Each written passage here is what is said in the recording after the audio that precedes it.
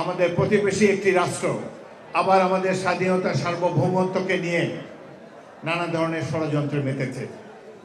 সেই কারণেই এই ৭১-এর 14ই ডিসেম্বরের কথাটি উল্লেখ করলাম। তবে ইতিমধ্যে অনেক পানি গড়িয়ে গিয়েছে বুড়িগঙ্গায় দিয়ে। স্বাধীনতার অব্যবহিত পরে আমরা লক্ষ্য করেছি যে লক্ষ্যসমূহ ধারণ করে আমরা মুক্তিযুদ্ধে অংশগ্রহণ করেছিলাম, সারা জাতি যুদ্ধ করেছে।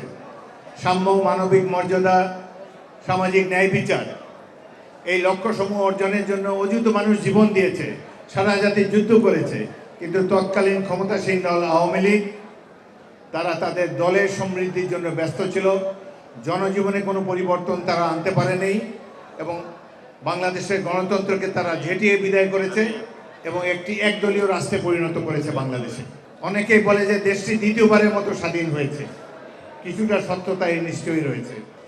আমরা আশা করব যে গণতন্ত্র প্রতিষ্ঠার জন্যে, যে ভোটাধিকার প্রতিষ্ঠার জন্য আমরা লড়াই করেছি, আমরা তার দ্বার প্রান্তে উপনীত হয়েছি। আমরা আশা করব বর্তমান সরকার অতি অল্প সময়ের মধ্যেই গণতন্ত্র এবং ভোটাধিকার অর্জনের জন্য একটি নির্বাচনের রোডম্যাপ ঘোষণা করবেন।